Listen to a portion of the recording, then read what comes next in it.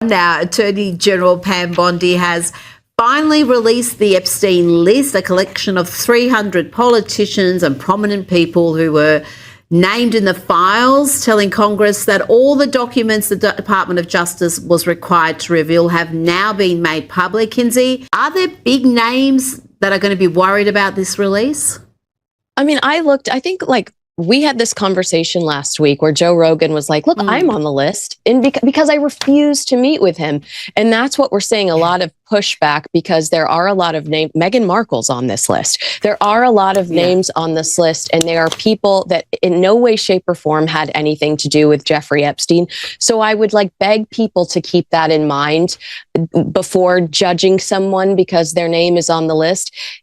Jeffrey Epstein cultivated powerful contacts everywhere, from politics to business to entertainment. The real question investigators look for is evidence of criminal participation, not just association. So yes, prominent names do appear. Hey everyone, Alex Carter here. What was supposed to be a routine victory lap for Pam Bondi suddenly turned into something much more dangerous. She walked into that hearing sounding completely certain, insisting the Epstein-related files were fully released and that the Department of Justice had nothing left to hide. But that confidence didn't last long, because once the questioning started, the entire room shifted. And the person putting the pressure on her wasn't even a Democrat looking for a headline. It was a Republican prosecutor, someone many viewers would expect to be far more sympathetic, who came in prepared and challenged her version of events point by point. And the moment he did, Bondi's claims appeared to run straight into a factual problem she couldn't easily explain away. I ask you, Attorney General Pam Bondi, why did you shut down this investigation last July, and why have you not prosecuted former Prince Andrew? I don't believe you asked Merrick Garland these questions when he was Attorney General and set before. I agree with you. You twice. I've been claiming my time. I agree with you. I agree with you. During the Biden administration, I called for people looking at Epstein files. Merrick Garland dropped the ball, as did Attorney General Bill Barr, as did Alex Acosta, a whole string of failures. But you are in charge. You have the power to change things, to hold these men accountable, and you're doing the opposite. You're protecting them. So I want to move on to another man. Can I answer Donald that, Trump. though? I want to move on to another question. Can I answer your question about protecting? You answered the question. You're saying no. I love this. I want to discuss another man, Donald Trump, who is all over the Epstein files. He laid out what was presented as a detailed list of Epstein-related documents Bondi never made public. Internal memos, draft indictments, DOJ emails. Materials he argued should have been disclosed under the law. And once those records were raised in that room, Bondi didn't have much of an answer. She just sat there as the defense she'd been repeating for weeks started to come apart on live television. It wasn't just a bad exchange. It was the kind of moment that instantly changes the story, because now the question isn't whether critics were suspicious. It's whether her assurances can still be taken seriously at all. Turning now to another major story that we are continuing to follow as we take a live look on Capitol Hill. This, as Attorney General Pam Bondi has announced in a letter that all Epstein files have been released consistent with Section 3 of the Epstein Files Transparency Act. That letter addressed to Senate Judiciary Committee Chairman Chuck Grassley, Ranking Member Dick Durbin, House Judiciary Committee Chairman Jim Jordan, and Ranking Member Jamie Raskin was obtained by Fox News Digital. That letter includes a list of more than 300 high-profile names, including President Trump, Barack and Michelle Obama, Prince Harry, Bill Gates, Woody Allen, Kim Kardashian, Kurt Cobain, Mark Zuckerberg, and Bruce Springsteen.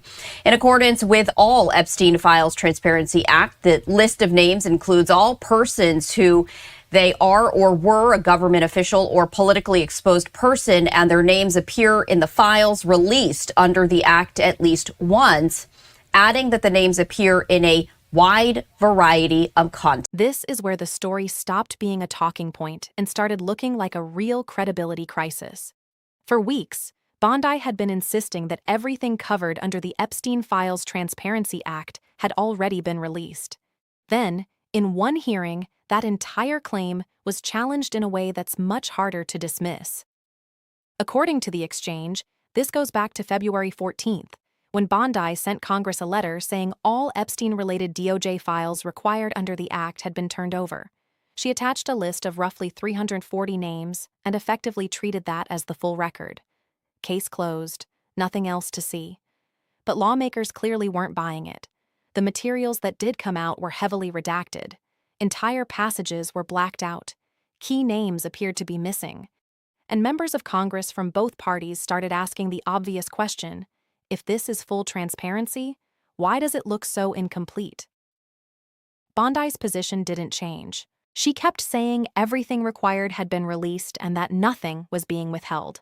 That's the statement now under serious pressure. Because at the follow-up hearing, a Republican lawmaker who is also a former prosecutor didn't just raise vague concerns. He came in with specifics. He cited internal DOJ inventories, oversight communications, and records that he argued showed certain documents existed but were never made public. Then he walked through those records one at a time, in front of Congress and in front of the cameras.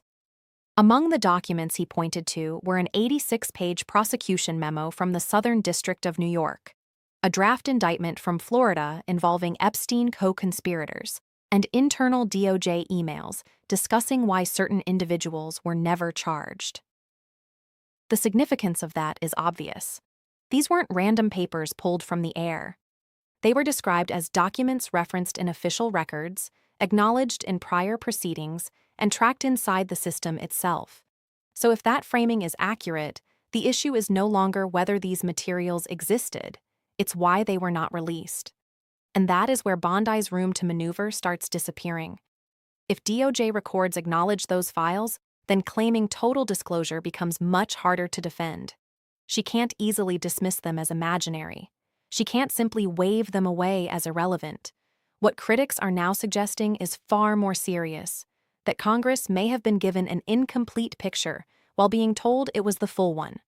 What makes this even more politically damaging is who raised the challenge. This wasn't a partisan ambush from the other side of the aisle. It came from a Republican, from someone who under normal circumstances would not be expected to lead the attack. That changes the optics immediately. Because once concerns start coming from inside your own political lane, the usual defense of, "this is just partisan theater," gets a lot weaker. Bondi reportedly tried to lean on deliberative process privilege, the legal doctrine often used to shield internal government discussions. But that defense was also challenged. The argument raised in the hearing was that the Epstein Files Transparency Act specifically requires the disclosure of internal memos, emails, and prosecutorial decision-making records, including explanations for why people were or were not charged. If that reading of the statute holds, then invoking privilege doesn't solve the problem. It makes the contradiction sharper.